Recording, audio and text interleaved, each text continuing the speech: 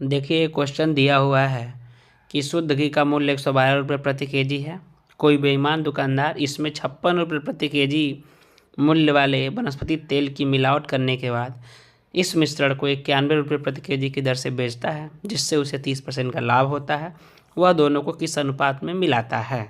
तो चलिए इस क्वेश्चन को हम सॉल्व करते हैं। तो इसके लिए बेस्ट जो मेथड होता है एलिगेशन मेथड होता है।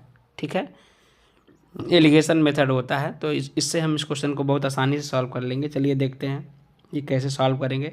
सबसे पहले जो शुद्ध देसी घी का मूल्य 112 रुपये प्रति केजी है उसको लिखेंगे 112। ठीक, बाद में कितने रुपये प्रति केजी का वनस्पति तेल मिला रहा है? 56 रुपये का, तो इधर लिख देंगे 56 रुपये।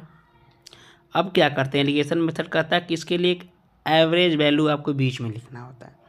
तो एवरेज वैल्यू जो बीच में होता है ना, वो दोनों को मिलाने के बाद इसका सीपी होता है, यानी क्रय मूल्य होता है।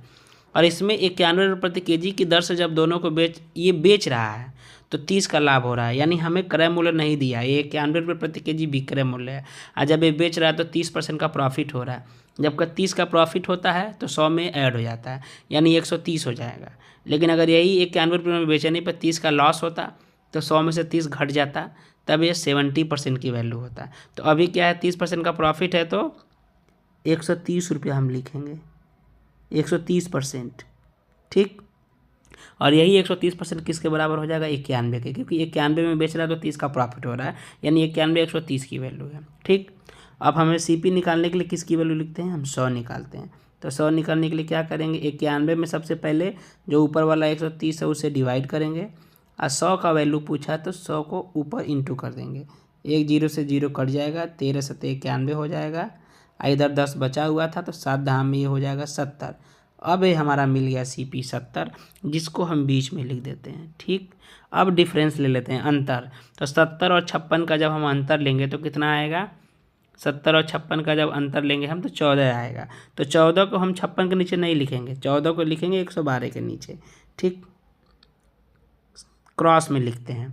अब वही काम अब करेंगे, 112 में से फिर बीच वाली वैल्यू 70 को घटाएंगे। अब 112 में से 70 घटाएंगे तो क्या आ जाएगा? 42 आ जाएगा, जो इसके साइड में लिखेंगे 56 के नीचे।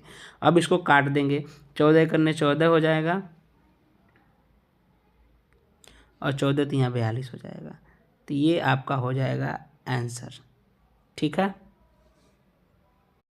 देखिए क्वेश्चन दिया हुआ है कि शुद्ध घी का मूल्य 112 रुपये प्रति केजी है।